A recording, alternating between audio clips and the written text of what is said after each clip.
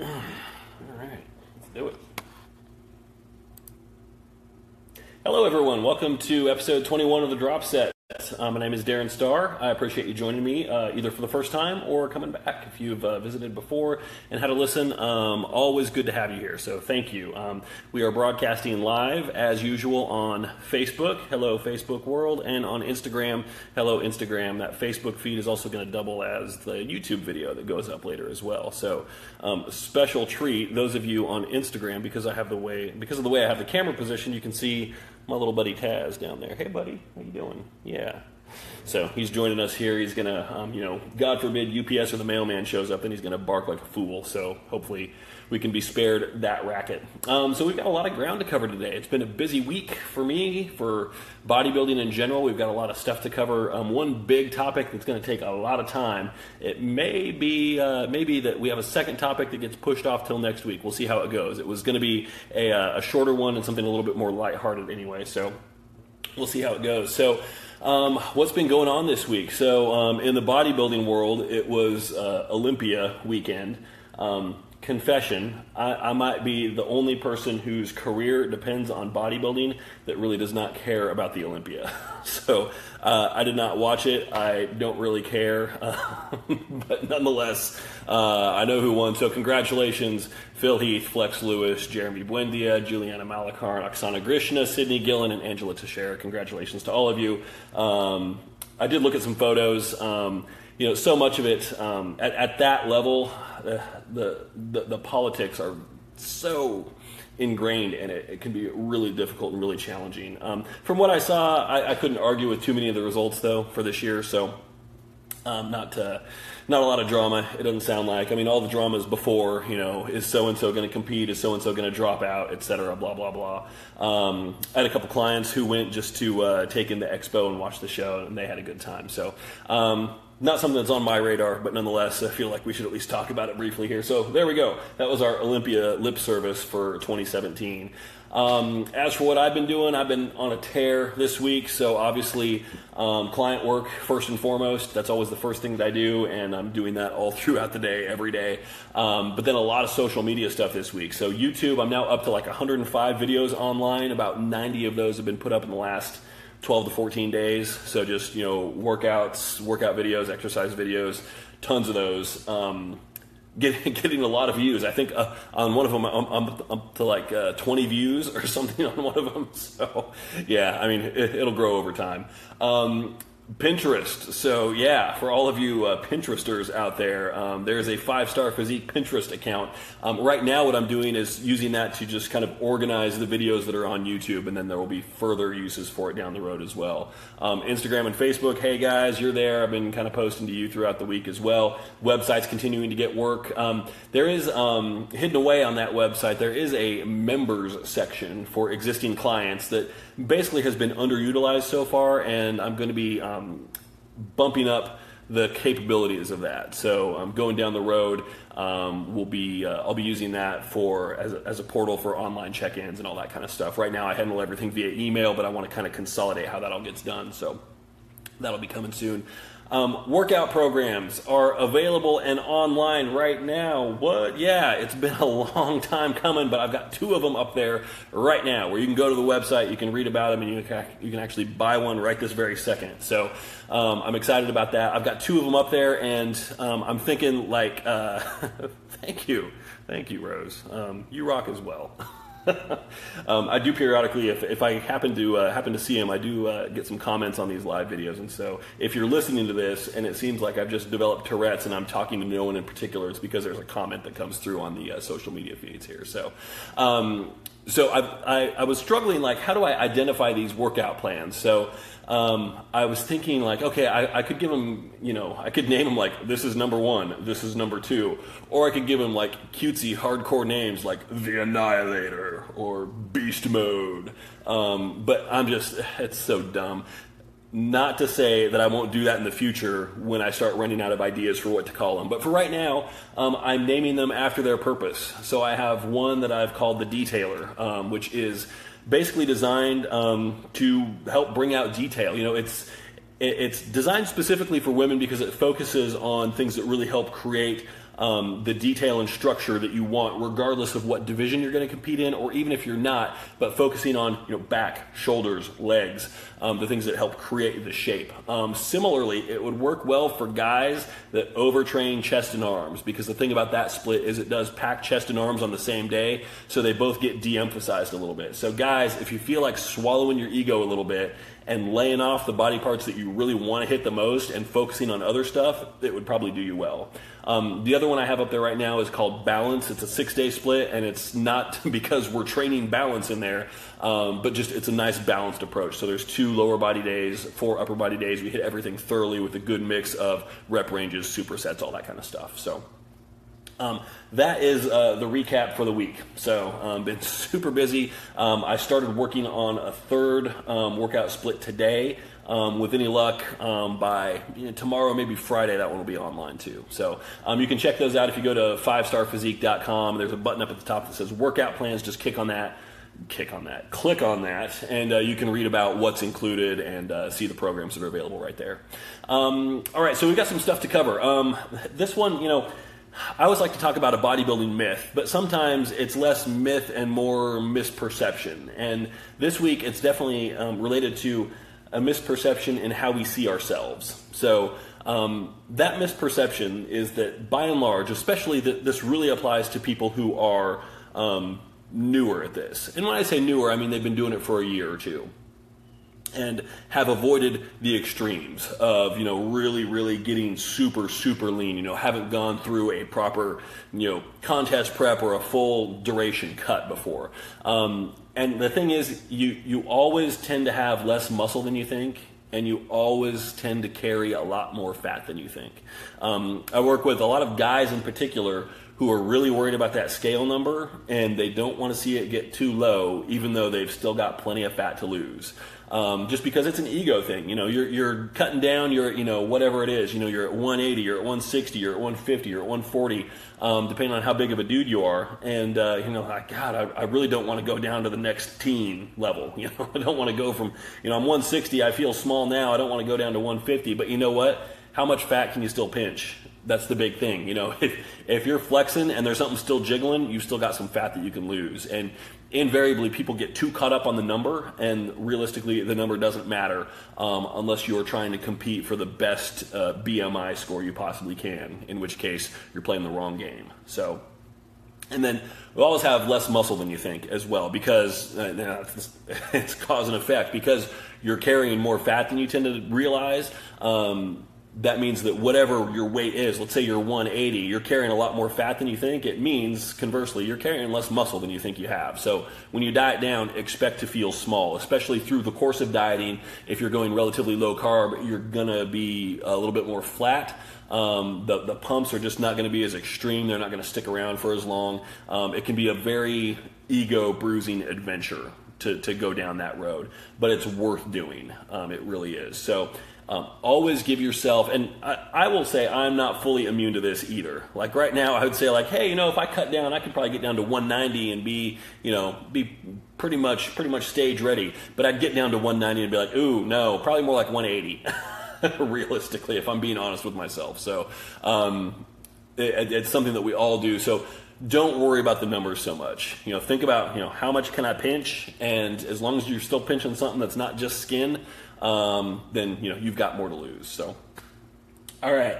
I did promise in my, my social media advanced blitz of this podcast that there was going to be a special rant. So it's near and dear to my heart. So here goes. As a coach, I am fully aware of the value that a good coach can bring. So for that reason, just to help with my off season and, trying to get some unbiased perspective to help me with my own planning, I'm looking for a coach myself. So, I can worry less about myself, worry about my clients, let somebody else worry about me. I'll just do what they say. It's interesting. I've done it before, and invariably you can learn some things. Whoever I hire, they know who I am, or at least, don't you know who I am? They know what I do. I'm full disclosure. So I like to see other people's tactics, how they communicate with people, how they encourage people, how they keep them moving.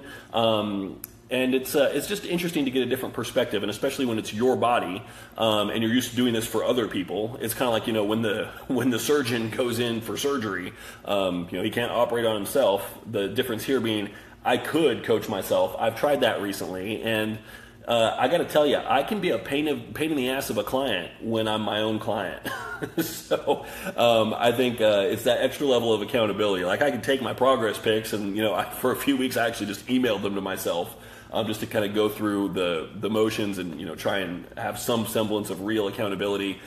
Invariably, though, I think having somebody else to look at you and be honest with you and adjust your programming accordingly is helpful. So I've put out the feelers to a few people. I'll be naming no names here, but the rant is, what the F is wrong with these people?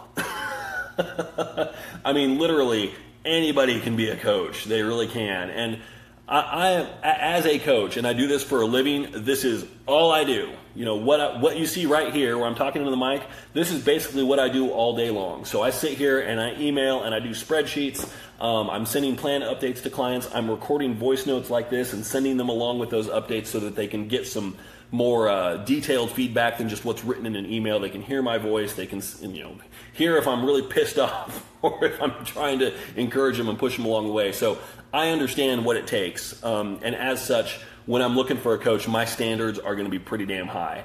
Now, I tend to be like an over-communicator, over-explainer, that kind of thing. I don't necessarily need that from somebody, but I do need you to be able to convey a thought via email, or more importantly, I need you to actually respond to a damn email. So I put out feelers a week ago that I'm still waiting for a response on. It's absolutely insane. So if you're so busy that you can't respond to an email, great. Just respond and say, sorry, I'm not taking on any clients right now. Which I totally respect that. I've been in that situation myself as well, so I get that. Or one of them wanted to schedule a phone consultation. I'm like, great, here's when I'm available. Does that work? Yes, absolutely. Did they ever call me? No. That's annoying. Or I sent an email to one person and I said, hey, I'm just looking for some details on coaching. I had a couple questions, blah, blah, blah, blah, blah. And they respond back and they said, literally, the rate is blah, you can pay it blah, period. And that was it. Like, I asked 4 or 5 questions. I wasn't, I didn't write a novel. I wasn't asking for the world. But just that kind of response, I'm like, wow, why on earth would anybody ever hire you when obviously we can see right away what you're concerned with, and it's not me. So for people out there who are looking for a coach, email them and have a conversation beforehand. First of all, if you don't get a response, probably not the right coach for you. Now, if you do get a response, pay attention to the first response that you get and then ask some follow-ups and see if the tone changes. Because oftentimes, people will write this really, really long and elaborately worded cut and paste response and send that automatically to everybody who emails them. And then when it comes time to actually provide something, that is individual and requires a written out response, suddenly it's like, they can't get their thoughts together. You ask 3 questions, they respond to 2. I mean, just think about, if you're going to commit to working with a coach for months on end, what that's going to be like and how frustrated you're going to get. Ask questions that, you don't need to say like, hey, give me a preview of what my plan's going to look like. Because, people ask me for that all the time. I'm like,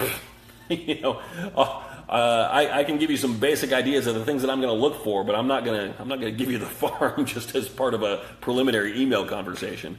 But just see how they respond. Feel them out as if you were trying to hire anybody. Make sure that it seems like their priorities are where you need them to be. So, but the big thing is if they don't respond to you, and I would say realistically, give them, 24, 36 hours. If you email them over the weekend, give them till the end of day Monday. And then if they don't respond by then, screw them, move on. So anyway, since it's the industry that I'm in and it's something that I take very seriously, I just figured, it was worth a little bit of a rant. So thank you for humoring me. I very much appreciate it. So let's move on to the meat and potatoes. Ooh, that sounds really good. I'm kind of hungry. I should have eaten before this podcast. The meat and potatoes. The first topic, and maybe the only topic, we'll see how it goes here, that I wanted to cover today is the ambiguously titled phase transitioning. So what does that mean? Well, it's pretty clear. In bodybuilding, we go through many phases, cut, off-season, maintenance, blah, blah, blah, whatever, growth you want to call it. How do we transition between those phases? How do we do it relatively seamlessly? Yeah, Harvey's saying potatoes. Yeah, I hear you, dude. Harvey is, what are you, dude? 4 weeks out at this point, 4.5. So homeboy is craving some carbs. So I don't blame you, dude. I don't blame you. So how do we transition between those phases? That's the big thing. Doing it gracefully is important. It really depends a lot on how aggressively you treat each phase. So if you are in a really aggressive growth phase, off season, where you're trying to put on as much muscle as you possibly can, and you're okay with putting on some fat as well, knowing that it's going to come off, how do you then transition easily into a cutting phase? Now, the thing that's fairly easy. It takes a little bit of strategizing, but it's relatively easy. And usually, when you're in that phase, if you do it right, you're so sick of eating by the end of that, you're ready for a cut. So you're like, bring it on. I don't care. Drop me down to 500 calories a day. Just don't make me eat 8,000 calories a day anymore. It does get to a point where you get sick of it. The harder thing, however, is when you go from a cut or a pre-contest phase and then you try and turn the corner into whatever follows next. And oftentimes the problem is we don't know what follows next. So critical to your long-term success that we can transition smoothly, which does not mean flawlessly, between those phases. It doesn't have to be perfect, but as long as you can kind of keep things under control and you have a plan, you're going to be in a much better position, to be sure. So a couple examples that I could cite recently from clients of mine who will remain unnamed because anonymity is awesome.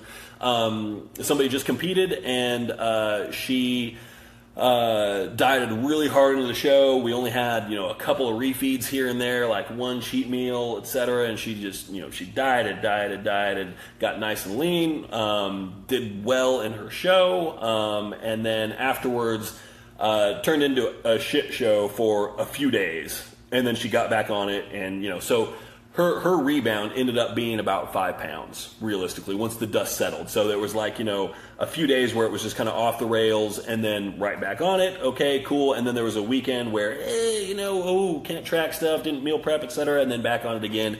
Once we're through all that, about 5 pounds up, which is great. Probably lose a couple more by the time this weekend rolls around. So relatively tight, within a few pounds of stage weight. And that's something that, she's able to maintain that because we didn't do anything stupid, crazy, aggressive with water depletion or anything like that leading into that show. So her rebound can be a little bit more easy and natural.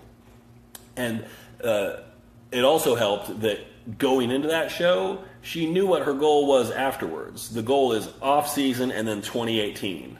So you go in and if you're looking to compete for the first time, you're like, I'm going to do this show, and then we'll see, okay, do I like this or not? I don't know. Do I want to do another one? You go in kind of aimlessly, and then the show comes and goes, and regardless of what the experience was like, you're then kind of rudderless without a plan, and it's going to have a huge impact on your rebound coming out of that show.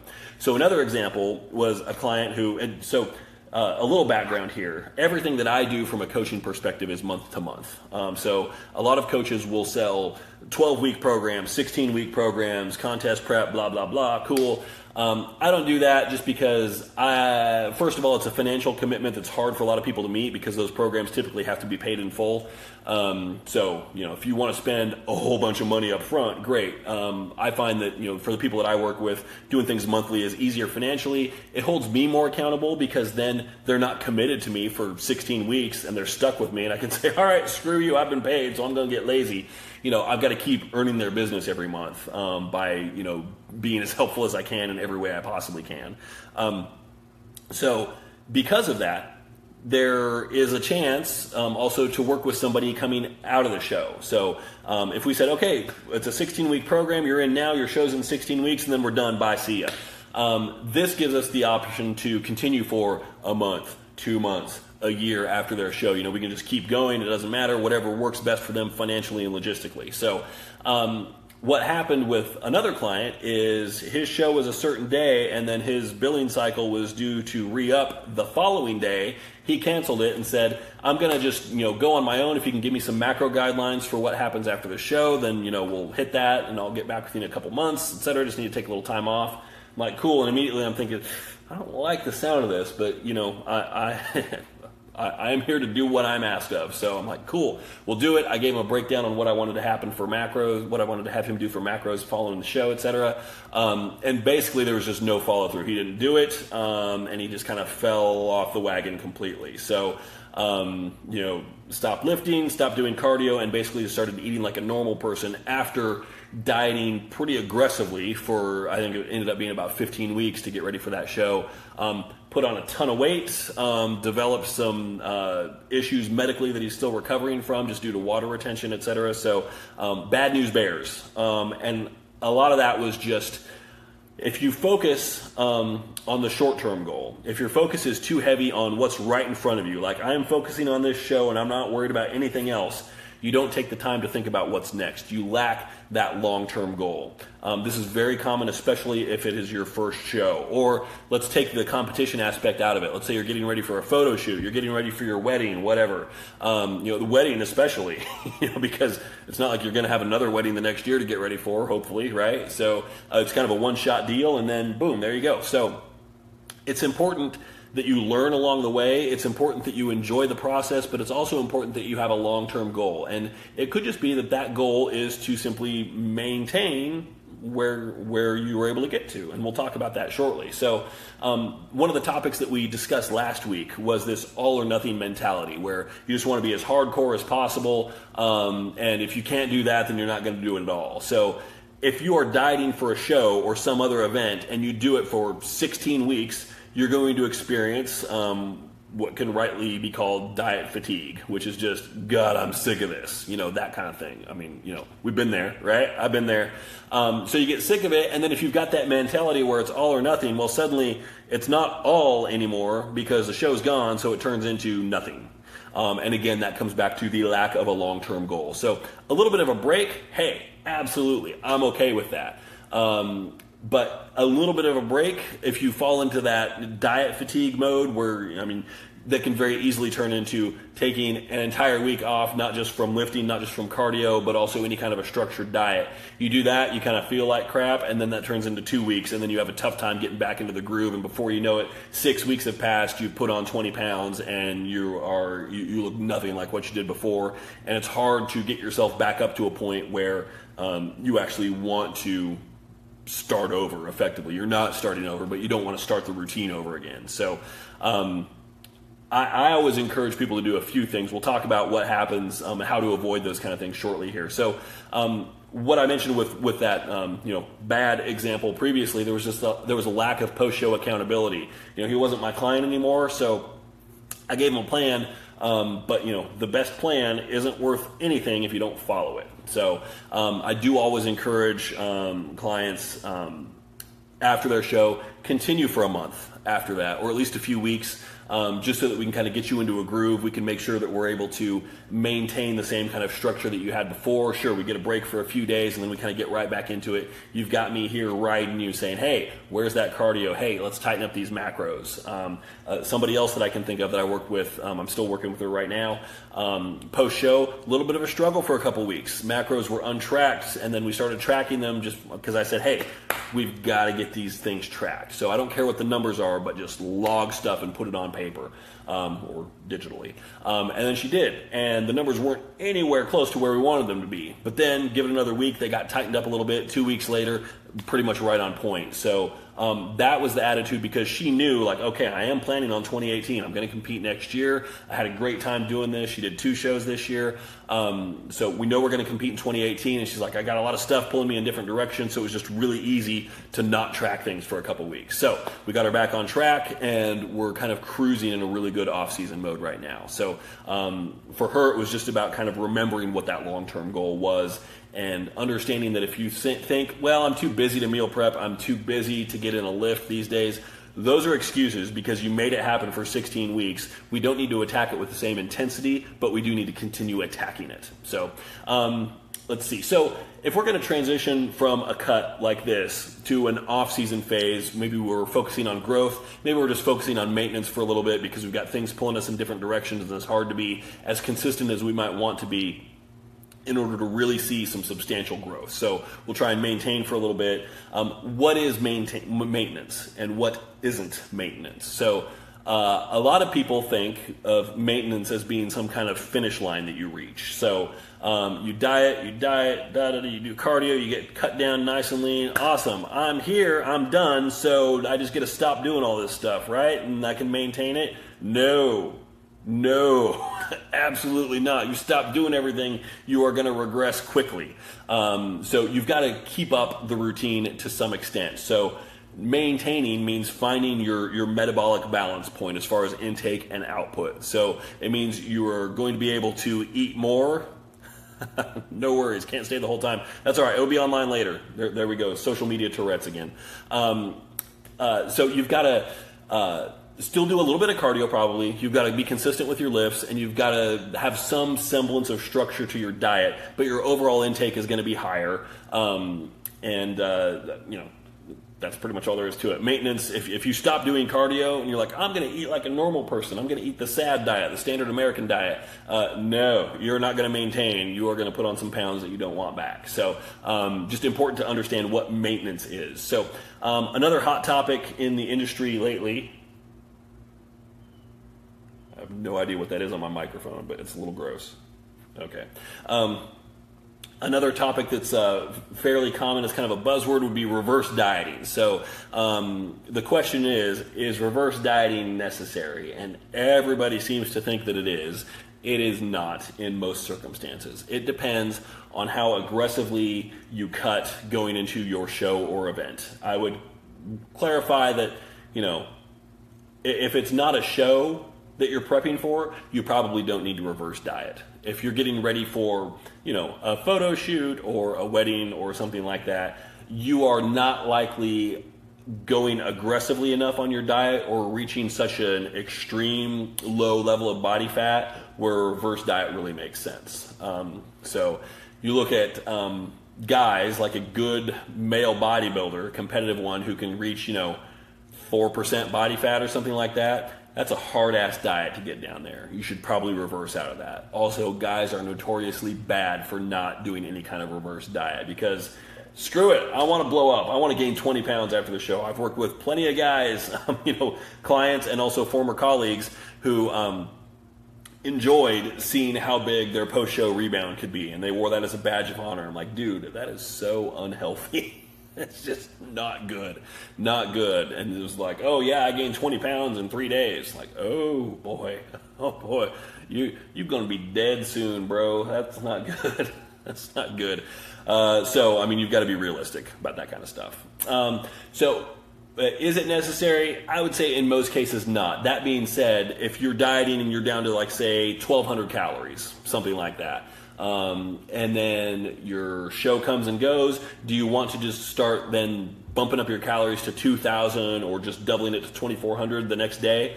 No, that's a bad idea. So we don't reverse diet, but we can take a couple weeks to slowly get things back up. Basically because I'm going to want to slowly work your calories up and slowly bring your cardio down. So we don't want to have your cardio just drop off a cliff and say, show's gone, so we're going to stick with the diet but not do any cardio. That doesn't work. It doesn't work so well. So Usually when it comes to training, when it comes to lifting, there aren't really any changes necessary. Now, during the off season, that might be the time to experiment with some different training protocols. If you wanted to run through a strength routine or something like that, great. But I have never been a fan of saying, okay, we're pre-contest now, so we have to change up our rep schemes completely. It's stupid. A lot of people think, lower reps in the off season, higher reps during pre-contest. That's a great way, unless you really understand training and how to go about doing it. It's a great way to sacrifice some muscle while you prep. So typically no changes in training are necessary for most people between phases. The diet, I do want to slowly increase the calories, and then cardio, I want to give it a nice drop. So give it a nice drop immediately. So, if you're doing, let's say, let's go high. Let's say you're doing an hour of cardio 6 days a week leading up to the show. After the show, I'd say, hey, we're still going to do some cardio. Let's make it 30 minutes for 5 days. And then suddenly it's like this weight's been lifted off your shoulder and you're like, 30-minute cardio sessions, I can do that. And suddenly they're a little bit more intense than they were at 60 minutes. Or if you were doing split sessions before, suddenly you're only having to do half as many sessions. So that's great. We like that. I just realized 30 minutes is how long my monitors give me before they turn off. Okay, so a significant drop post-show, and then slowly whittle it down from there based on what you see. Rose says, I wanted normalcy for the summer. This is where she went wrong. Ate normal, hardly trained, and blew up. Now working your way back down. Yeah, I mean, I hear you. I've done that before myself. And the thing is, you only have to do that once before you realize that is not the right strategy. So hopefully, listening to this, if you haven't gone through this yet, you can listen to my story and the stories of other people and avoid this going forward. So some tips. How can we avoid this, a really horrible rebound? Did the same thing while moving and on vacation. Ugh. Yeah, it's awful. It's awful. That's the thing. I mean, the other thing about shows, or let's say weddings, which is another thing, is usually those dates are planned around other things. So once the show comes and goes, oftentimes you find yourself in a position where you're supposed to be on vacation within 2 weeks. Or if it's for a wedding, you're going to be on your honeymoon for the next week. So not really ideal circumstances to try and, reverse diet or gradually bring your calories up and gradually reduce your cardio. You're kind of forcing yourself in a situation like that to go from one extreme to the other. So building in a little bit of wiggle room, if possible, is good. And just keep in mind, whenever you go on vacation, there's always a place to get some cardio in. So I think continuing to hit a little bit of that can certainly be helpful. So one of the things that I do like to recommend to people in a lot of circumstances, but not all, is after your show or your goal date, whatever it is. So let's say you do your show. It's on Saturday. Finals are Saturday evening. You go out and you eat like a cow on the post show, which let's be clear, I'm all about moderation, etc. But that is the time to celebrate. So go eat something post show for sure. I want you to wake up the next morning and hit a cardio session. The main reason, and it's not punishment for eating all that crap the night before, but it signals to your body and to your brain, hey, this process is not done. The show is come and gone, but we're still maintaining some semblance of our routine. So we've grown accustomed to waking up and doing cardio. I'm going to force you to get up on Sunday morning and hit some. It doesn't have to be an hour. If you hit a good 20 or 25 minute moderate intensity steady state cardio session, that's great. Because that does kind of tell your body, we're still doing some stuff here. So the diet certainly on Sunday for most people is going to be a little off. And I usually give them a day and then say, hey, Monday, Sunday is you. So decompress a little bit, get that cardio session in, take a day off from lifting, and rest. Aside from that cardio, rest a little bit. But then, spend 20 minutes doing some very basic meal prep. On Monday, if we can be about 50% back into it, great. And then if we can work that percentage back up so that by the time we're at the end of the week, we're closer to like 85, 90%, which is where that's a good level to sustain ourselves at as we transition phases. Awesome. That is a pretty good, smooth, graceful transition. More comments. Grinding out that dang cardio lifting consistently. Yeah. Finally back on track, which is awesome. I mean, what I hate to hear is when somebody's really struggling to get back on track like that, where, it's just, I want to do this, but I just can't get myself back into the routine. And ultimately, you've got to realize that you can't wait for some kind of sign you can't wait for the seas to part or the clouds to open up and for, the Holy Grail to appear in front of you, Indiana Jones style, and say, this is what I've been waiting for. You just got to make it happen. You've got to force it and, fake it till you make it. You're not going to enjoy it, but just do it. Get back into the routine, tighten up a little bit, feel the benefits of that, and then kind of, build on that momentum. Before your show, before your goal date, know what is next. Have a plan. Have a long-term plan. Take some time. Think about it. You're grinding out those cardio sessions. Pull your headphones out of your head for a minute. And while you're on that step mill, while you're on the elliptical or whatever, just think about, what am I doing after this show? Just think about it. Just really clear your head and think about what's next. Now, it could be that you've already got a long-term plan mapped out and you know where you want to go. Like whether it's I want my pro card, or I want to compete at a national level, or I want to hit this next show next year, or I want to be in better shape for my 1-year anniversary than I was for my wedding, or I want to look back. I have a photo shoot scheduled and I want to look back on those in 6 months and think, wow, I should schedule another one because I'm in better shape now. Whatever it is. So know what is next. Have a plan, a long-term plan. For non-competitors, it's tough. And, for me, I'm effectively retired at this point. I'm not competing, but I still stick with the same long-term plan, which is always, year after year, bigger and better. That's what I'm going for. So if you followed a meal plan throughout prep, as many of you do, experiment with macro tracking. That's the time because you're going to have a little bit more leeway in those numbers. They're going to be a little bit higher. It's a great time to learn while the pressure's off. You can take a few days, make some mistakes. It's not going to be the end of the world. You can go over or under on numbers here and there. You can make some mistakes in estimating stuff. You can have a meal that's untracked here and there, and it's not going to kill you. It's not going to derail things the way that those things may going into the final weeks of prep. So if you're unfamiliar with macro tracking, that's the time to give it a shot. There's so many resources out there about learning how to do it. You can listen to my old podcasts. There were topics on macros 101, macros 102, where I kind of go over the basic nuts and bolts on how it works. Continue to focus on your training. If you are in this and you are chasing Harvey says, when would be the best time to talk to your coach about post-show dieting? I don't know, Harvey. Maybe you should email your coach.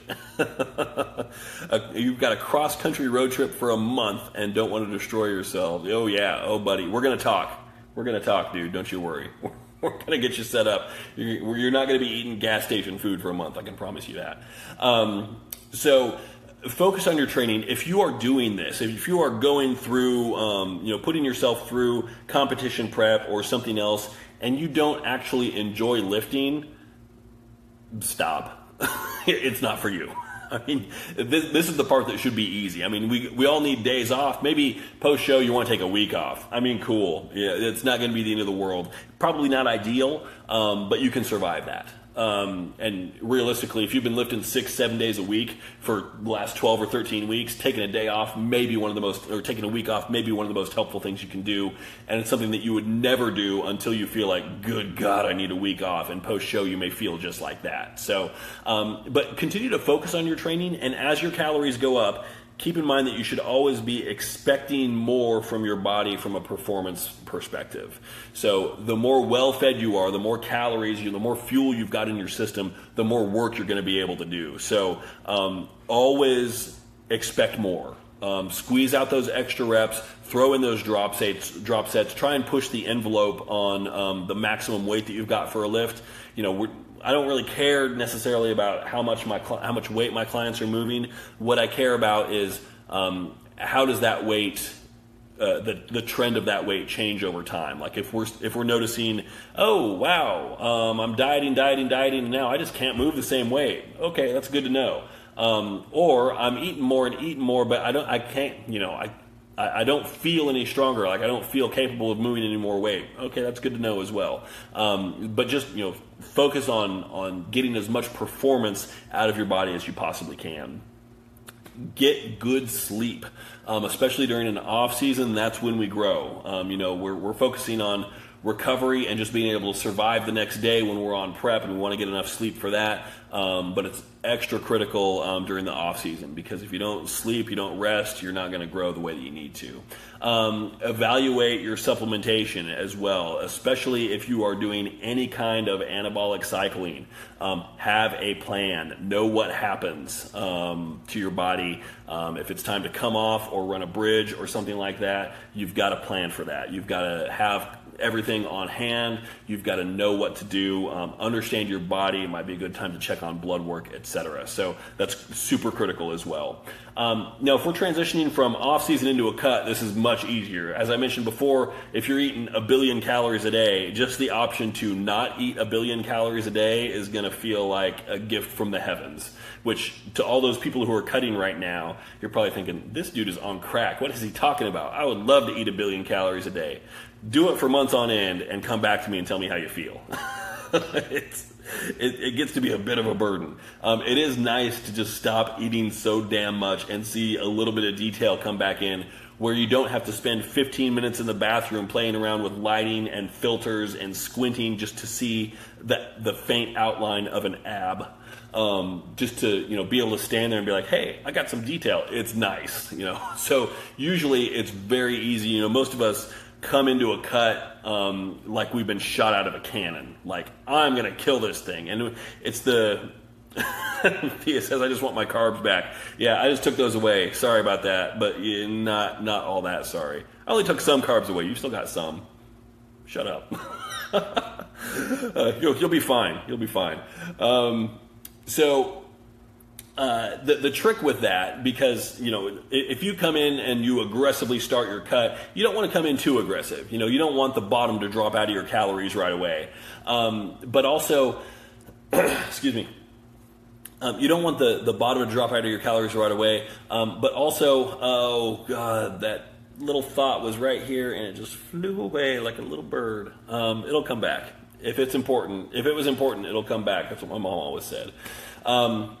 So don't expect huge changes in your body right away. Initially, you may see some change in the scale, just because, especially as your carbs get dropped, you're going to be losing water weight. And so I always tell people, when it comes to visually what you see, water and fat look very much the same. If you're holding a lot of water or you're holding a lot of fat, they're going to look the same. So if you're lean and you're holding a bunch of water for whatever reason, it's going to look like, God, I got fat overnight. So just understand that I've seen people who the first week in their cut drop 7-8 pounds or whatever, and they get really excited. I'm like, that's cool, but don't get too excited because it wasn't all fat.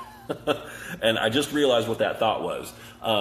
If somebody starts a cut and they struggle on the first week, that is the biggest red flag I could possibly imagine. Just because that is when you should be riding high. The process hasn't worn you down yet. I expect the first week of a cut to get absolutely crushed and beat up like it owes you money.